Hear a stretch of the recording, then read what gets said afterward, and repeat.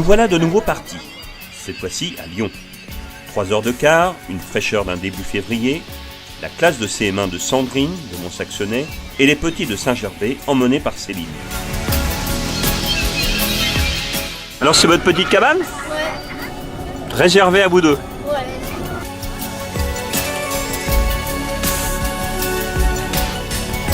Lyon, autrefois capitale de la Gaule, compte aujourd'hui plus de 500 000 habitants. Le Rhône et la Saône traversent la ville. Et comme vous allez pouvoir constater par notre visite, Lyon ne manque pas d'intérêt. Et nous commençons par le parc de la Tête d'Or.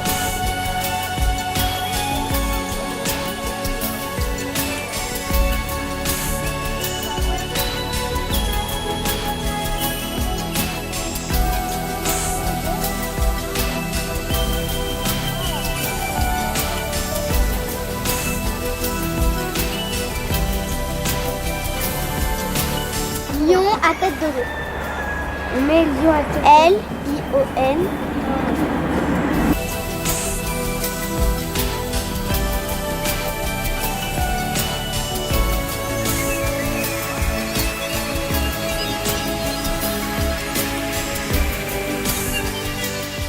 Datant de 1857, le parc de la Tête d'Or est l'un des plus grands de France.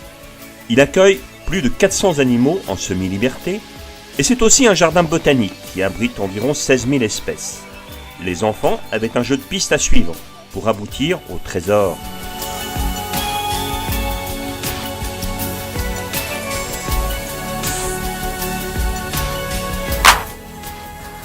Nous prenons notre pique-nique dans le jardin de l'Institut Lumière, en attendant l'après-midi où nous allons réaliser avec Coralie un étonnant petit film.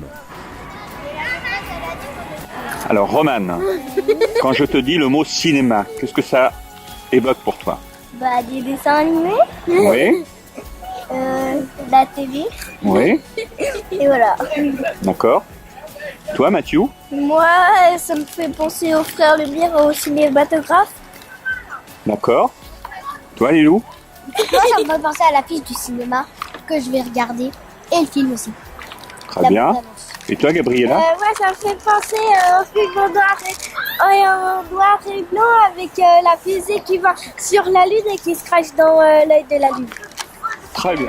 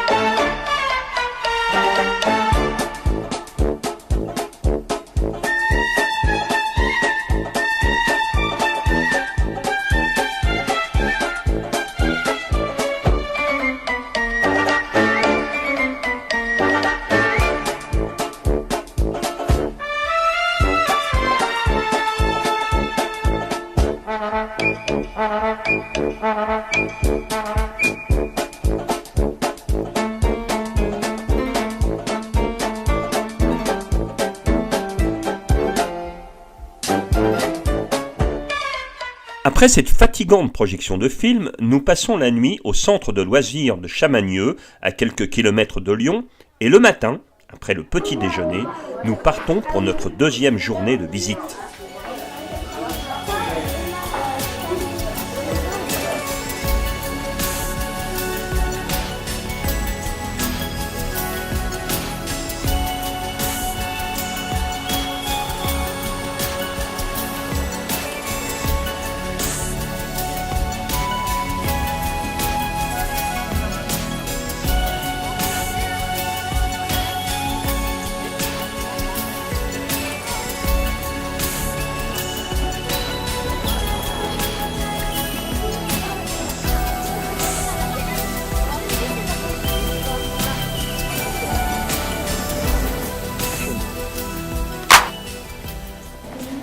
Nous commençons la journée par la visite du musée du tissu.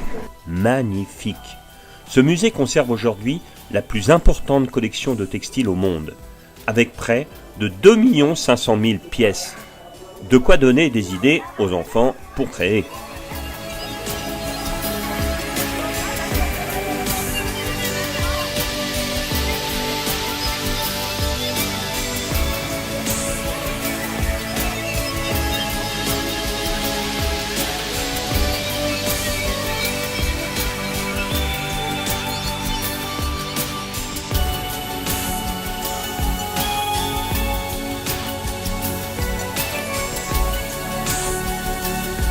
Après un petit passage sur la place Bellecour et la cathédrale Saint-Jean, direction Fourvière, la basilique. C'est le funiculaire qui va nous monter près d'elle, et une surprise nous y attend.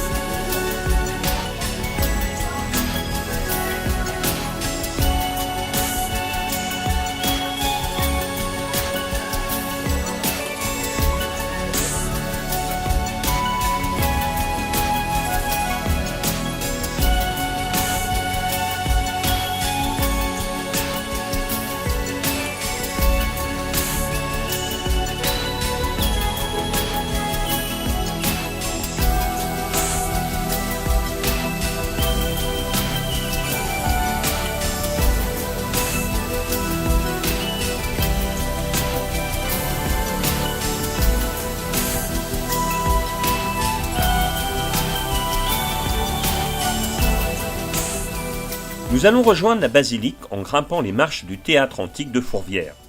Il date du début de l'Empire romain, un peu avant Jésus-Christ. Et au début du IIe siècle, après travaux, il peut alors accueillir jusqu'à 10 000 spectateurs.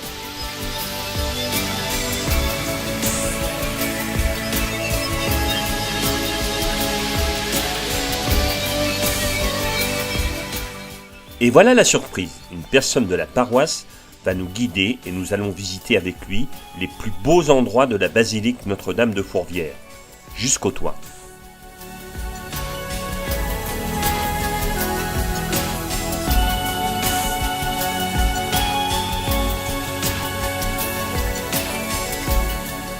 La basilique Notre-Dame de Fourvière surplombe la ville de Lyon depuis la fin du XVIIIe siècle.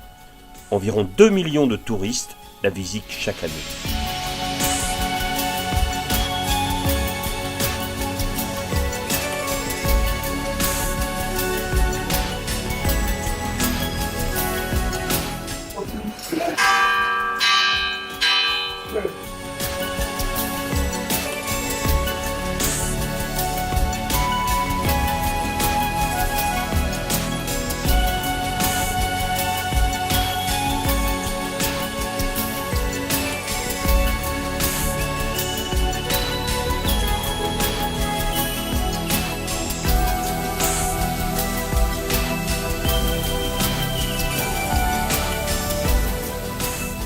La journée se termine par la descente des longs escaliers de Fourvière.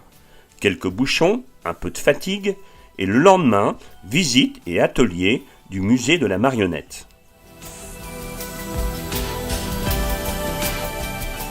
Bien sûr, quand on parle de marionnettes à Lyon, c'est Guignol, où sa première apparition date de 1808. Mais le musée Gadagne, c'est aussi plus de 2000 marionnettes du monde entier, et des ateliers où les enfants vont construire leurs marionnettes sur le thème de la mythologie.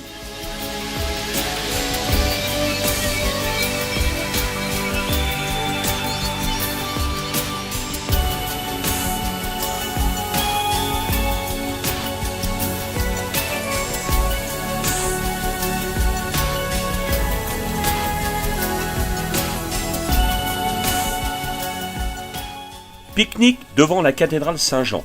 On en profite pour acheter un cadeau pour ses parents. Puis, l'après-midi, va être consacré au musée des Beaux-Arts de Lyon.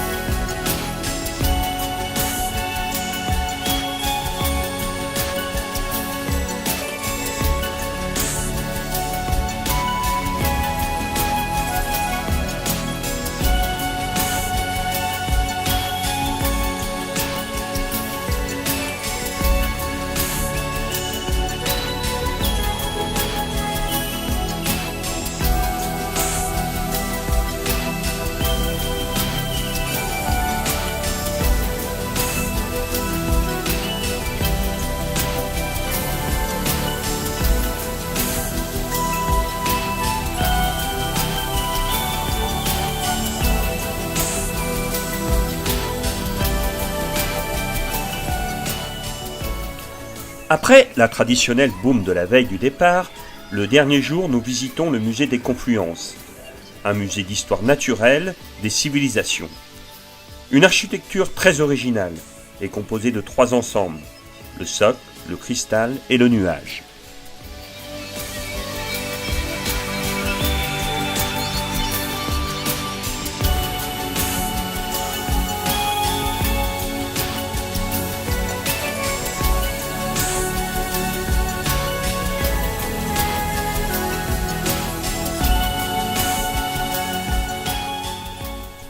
Lyon est une magnifique ville, et rappelons-le, la naissance du cinéma par les frères Lumière, avec le premier film au monde, La sortie des usines.